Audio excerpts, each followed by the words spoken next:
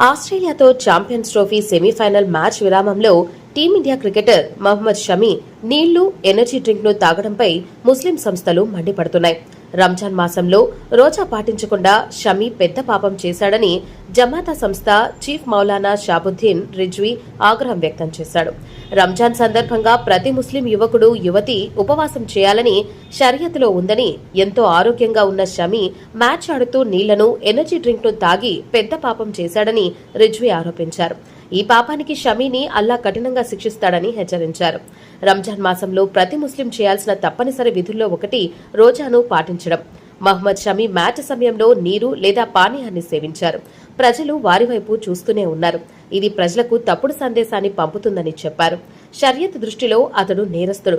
అతను దేవుడికి సమాధానం చెప్పాలని అన్నారు. మరోవైపు ముస్లిం సంఘాల ఆగ్రహంపై షమి కుటుంబ సభ్యులు స్పందించారు. భారత్ ఓటమిని కోరుకునే వాళ్లే ఇలాంటి మాటలు మాట్లాడతారని షమి కుటుంబ సభ్యులు మండిపడుతున్నారు. ఛాంపియన్స్ ట్రోఫీ సెమీఫైనల్ మ్యాచ్ సందర్భంగా షమి ఎనర్జీ డ్రింక్ తాగుతున్న ఫోటో సోషల్ మీడియాలో వైరల్ అవుతోంది. దీనిపై రకరకాల పోస్టులు నెటిజన్స్ పెడుతున్నారు. మహ్మద్ షమి ఉపవాసం చేయకపోవడం అనేది పెద్ద నేరమేమీ కాదని పోస్టులు పెడుతున్నారు. దేశం ఎల్లప్పుడూ మతం కంటే పెద్దది అని మరికొంతమంది షమీకి మద్దతుగా కామెంట్స్ పెడుతున్నారు.